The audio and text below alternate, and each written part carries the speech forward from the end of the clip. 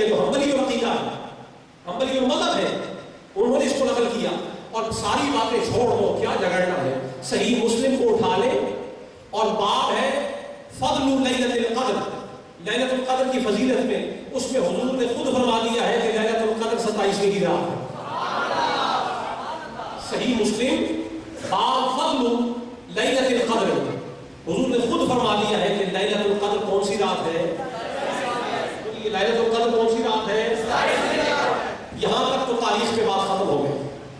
اب اس پہ ہم سے جس نے جھگڑنا ہے وہ ہم سے نہ جھگڑے، وہ مدینے کا رخ اختیار کرے، اور وہاں جھگڑا ہو ہی نہیں سکتا، کیونکہ وہاں تو جھگڑوں کے فیصلے ہوتے ہیں، جھگڑے تو نہیں ہوتے ہیں، اور وہاں سے فیصلہ آ گیا ہے اور آج نہیں آیا، 1400 سال پہلے آیا ہے، اور صحیح مسلم نے ہم تک پہنچایا ہے کہ لیلۃ القدر 27ویں کی رات ہے۔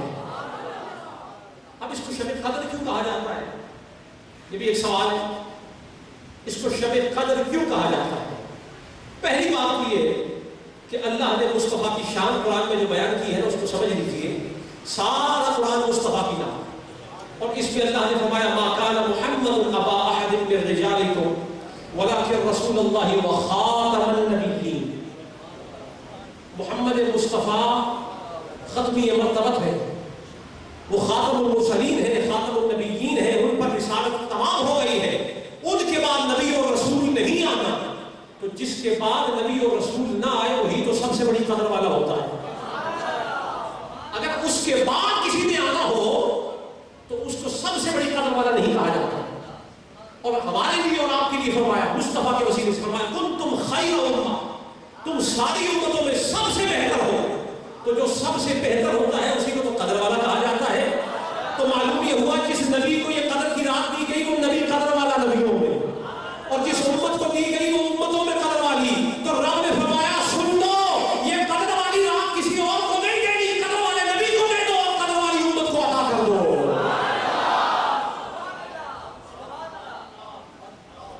تو قدر والے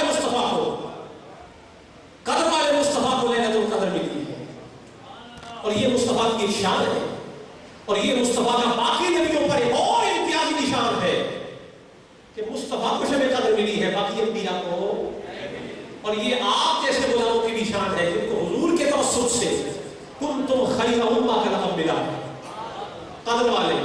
عجیب، میرے اور آپ کی کیا ضرورت اور کیا جسارت کہ ہم کو خدا قدر والا فرمائے؟ ہم میں کون سی ایسی بات ہے؟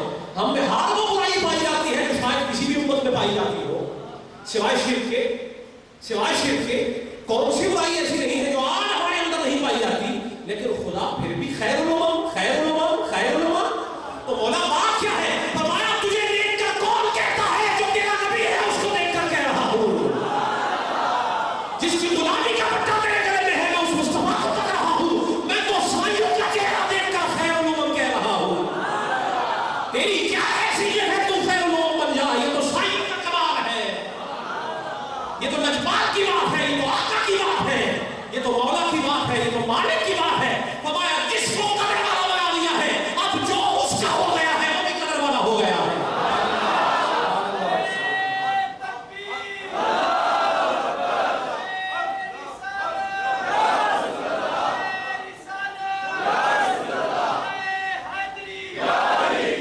اور یہ رات، اس رات کو شب تقدیر بھی کہا جاتا ہے، اس رات کو شب، آپ کو بولنا پڑے گا۔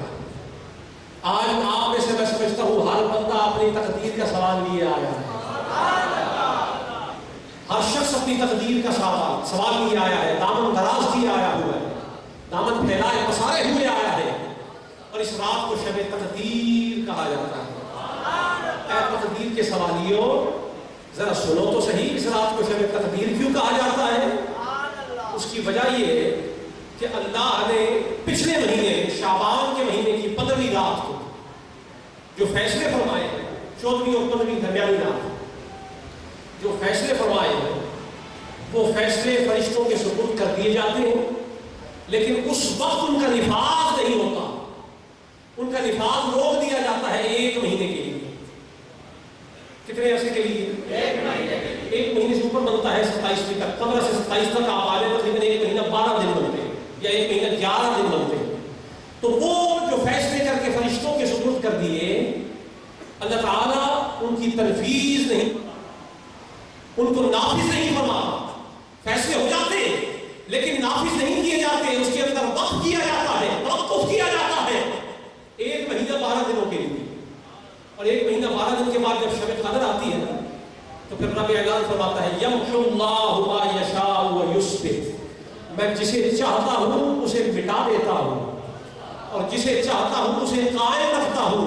لوگوں میں نے فیصلہ کر دیا تھا 15ویں رات کو شعبان کی، لیکن اگر تم پر صادر کرنا ہوتا تو شب قدر نہ رکھی ہوگی. اب جس نے فیصلہ بدلوانا ہے شب قدر کو جان لے، جو چاہے گا لکھ دیا جائے گا.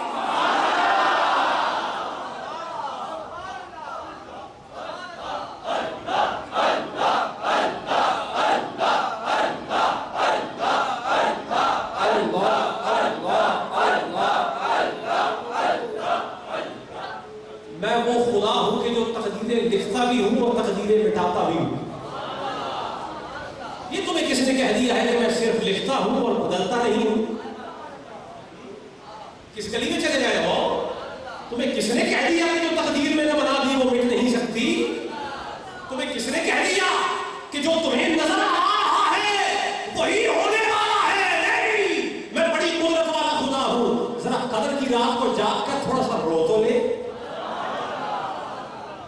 تیری آنکھ میں آنسو آنے کی دیر ہے. میں روٹھتا بڑی دیر سے ہوں پر مانتا بڑی جلدی ہوں. میرے روٹھنے میں زمانے لگ جاتے ہیں پر منانے کے لیے ایک آنسو کافی ہے. اگر چاہتا ہے نا کہ تیری لکھی ہوئی بدلی جائے، تیری لکھی ہوئی بہتر انداز سے تیرے لیے مقدر کر دی جائے، شب قدر کی رات میں جاگ لے اور رو کر مجھے منا لے. جو آج ہو گیا ہے اس کا سب کچھ ہو گیا ہے. رو لو، آج کی رات رونے کی رات، آج کی رات گر گرانے کی رات ہے اور آج مقدر بدلنے والی رات ہے. آج تقدیر پلٹنے والی رات ہے.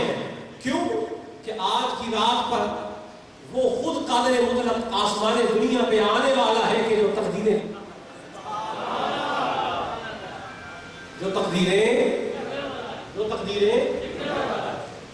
آسمان دنیا پر نزول اجلال فرماتے صفات کے ساتھ. اور اللہ تعالیٰ پکار کر کہتا ہے کوئی مجھ سے مانگنے والا ہے، کوئی مجھ سے سوال کرنے والا؟ تو آج قدر کی رات ہے.